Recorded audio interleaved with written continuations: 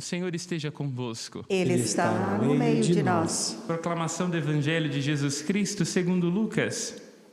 Glória a vós, Senhor.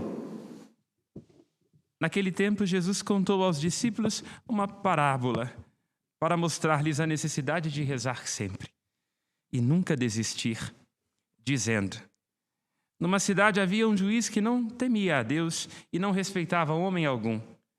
Na mesma cidade havia uma viúva que vinha à procura do juiz pedindo: faze-me justiça contra meu adversário. Durante muito tempo o juiz se recusou. Por fim, ele pensou: eu não temo a Deus e não respeito homem algum, mas esta viúva já está me aborrecendo. Vou fazer-lhe justiça para que ela não venha a agredir-me. E o Senhor acrescentou: escutai o que diz este juiz injusto. E Deus não fará justiça aos seus escolhidos, que de dia e de noite gritam por ele? Será que vai fazê-los esperar? Eu vos digo que Deus lhes fará justiça bem depressa. Mas o Filho do Homem, quando vier, será que ainda vai encontrar fé sobre a terra? Palavra da salvação. Glória a vós, Senhor. Que pelas palavras do Santo Evangelho sejam perdoados os nossos pecados. Amém. Amém. Podemos nos sentar.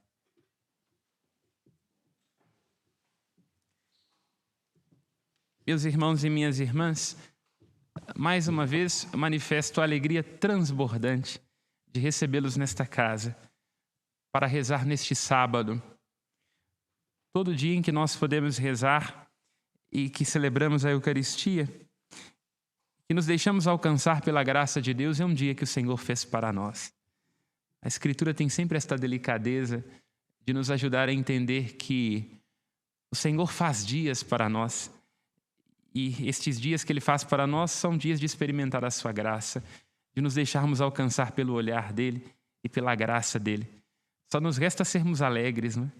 Quando o nosso coração é invadido por esta certeza de que o Senhor visitou-nos, foi ao nosso encontro, de que nos chamou e nós nos deixamos atrair pela sua voz, como diz o profeta Jeremias. O Senhor está o tempo todo tentando nos seduzir, nos atrair para Ele. Saudação mais uma vez também aos que rezam conosco das suas casas, atraídos nestes meios de comunicação, com agradecimento, como sempre, todo especial àqueles que contribuem com a manutenção do santuário através da família dos devotos e convidando que sejamos mais para que a gente possa continuar mantendo este lugar tão belo como é e servindo à evangelização. Deus lhes pague a generosidade. Pois bem, há uma palavra importantíssima para todos nós e uma palavra importantíssima na Escritura: recordar-se. Recordar-se. A Escritura o tempo todo está insistindo na memória, na recordação, não se esquecer, em escutar, não estar distraído. E o português traz uma coincidência muito feliz, porque a palavra recordação no português vem do latim, que é recordare, é dar de novo ao coração. Para que a gente não desanime e tenha força para continuar seguindo em frente, é preciso que a gente se dê constantemente coisas ao coração. Recordar quer dizer isso. Dar ao coração de novo algo que lhe seja um bálsamo a curar as feridas. Algo que lhe dê impulso. Algo que o preencha de sentido. Porque quando nós nos esquecemos, quando a gente se esquece de quem a gente está virado do avesso. Quando a gente se esquece das promessas que fez ao outro, nós trilhamos um caminho de infelicidade. Quando nós nos esquecemos de Deus, não nos recordamos de Deus, nós nos perdemos. Nos perdemos da sua graça, do seu olhar e da sua felicidade, proposta todos os dias, neste dia que o Senhor fez para nós. Recordar-se é a grande missão do humano, porque recordar-se significa permanecer. Porque recordar-se significa estar diante do nosso ponto de partida. Porque não raro que às vezes faz com que a gente desanime e perca a força de seguir em frente, é de que a gente não comparece ao primeiro olhar, ao primeiro amor, ao encantamento. Pensemos nós, nas confusões que nós temos, por exemplo, nos nossos casamentos. Se o amor fosse vivido todos os dias como uma recordação de modo que aquele primeiro olhar, que aquele primeiro encantamento fosse renovado todos os dias, porque é óbvio que num casamento nós não somos os mesmos. A gente vai se mudando, transformações do corpo, transformações de mentalidade, mas é preciso ser fiel às versões que nós vamos criando uns dos outros. Insistir, permanecer, nos curar uns aos outros. Isso só é possível com recordação. Todos os dias, quem se propõe a amar tem que devolver ao coração uma motivação, um sentido, devolver ao coração a alegria de uma aposta, a coragem de continuar seguindo. Nós precisamos de tempo em que nós damos coisa ao nosso coração, porque senão nós nos perdemos. Porque se a gente não der coisas ao nosso coração e não recordar, o que vai habitar dentro do nosso coração? A ansiedade, o desânimo, a reclamação, a falta de esperança. Se nós não preenchemos o nosso coração com aquilo que vem de Deus, se nós não damos ao coração da gente aquilo que é precioso, a palavra de Deus, os ensinamentos de Deus, se nós não temos momentos em que a gente é devolvido para a gente mesmo, o nosso coração vai ser habitado por coisas sem sentido. Ou pior, deixa de ser habitado, torna-se vazio. A leitura que nós escutamos, que é a leitura do livro da sabedoria, se a escutamos com atenção, percebemos é uma grande recordação. Uma recordação dos feitos do Senhor no Egito. Este momento da Escritura, o momento em que Deus arranca o povo do Egito, arranca o povo das garras do faraó, é um momento muito precioso para a história de Israel. Ali, naquele gesto de escutar, diz o Êxodo no capítulo 3, que o Senhor Deus vê, ouve e desce para libertar o seu povo. E desce porque havia prometido a Abraão que este seria um povo livre. A primeira leitura nos ajuda a perceber que a nossa recordação deve ser sempre das maravilhas que o Senhor realizou ao longo da história. Toda a história humana, a história do povo judeu e também a nossa história, com seus desajustes e com seus desencontros, é uma história visitada por Deus. Nós não caminhamos no escuro. Temos fé nisso. Nós não estamos desamparados. Nós não somos um acaso do universo. Nós não somos filhos do acaso. Nós somos filhos de um pai que cuida de nós. E toda vez que a gente se esquece disso, o coração se esfria. Por isso é preciso recordar-se. A primeira leitura do livro da sabedoria ajuda a voltar neste momento em que o Senhor arranca, como estou dizendo, o povo da escravidão do Egito pela promessa que tinha feito a Abraão. A promessa de um povo livre. Devemos nos recordar também deste momento. Abraão, que tinha um sonho de ser pai, mas não via isto ser possível porque ele mesmo já era velho e também a sua esposa Sara é visitada pela misericórdia de Deus. O Senhor diz a Abraão: Abraão, sai da tua tenda, olha para as estrelas do céu, olha para as areias da praia, assim será a sua descendência. Ali naquele momento está uma chave de leitura para o povo judeu e para nós, do porquê é necessário sempre recordar, dar ao nosso coração Deus. Porque nós devemos entender que as nossas promessas, os nossos sonhos, não são só nossos. Se Abraão confia só em si mesmo, ele só vê fraqueza. Sou velho, afastei-me da casa dos meus pais, a minha esposa também já é velho, não teremos realizado o nosso sonho de ter um filho. Mas Abraão deixa-se encontrar por Deus. Ele faz um exercício que deve ser o nosso.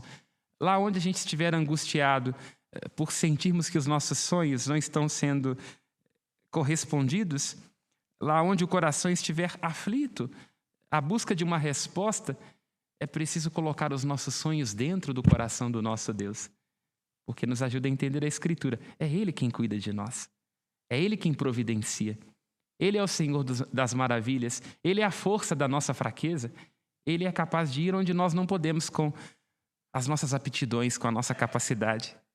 É justamente no momento em que nós humanos falhamos com a nossa força, que eu olho para a minha vida e percebo, já não sei mais o que fazer, não sei mais como conseguir seguir em frente, não sei como dar jeito nessa questão. Aí existe o lugar para ser habitado pelas promessas de Deus. Esta é a grande felicidade de Abraão. Lá onde ele olha para si e percebe o limite da sua idade, o limite da idade da sua esposa, não percebe uma resposta para aquilo que buscava e ansiava o seu coração. Queria ser pai, queria ter uma descendência. Lá neste lugar de angústia, é preciso abrir-se para as maravilhas de Deus. Abrir-se para as maravilhas do Senhor. E Abraão, então, mesmo sem conseguir ainda entender como é que se realizaria isso, repousa na promessa. E aí diz o texto sagrado, uma frase belíssima que é retomada pelo apóstolo Paulo. Abraão simplesmente creu e foi considerado justo. A justiça significa repousa no coração de Deus. Pode estar em paz com Deus. Assim também devemos ser nós. Nós temos que viver das promessas de Deus. E as nossas promessas humanas são falhas.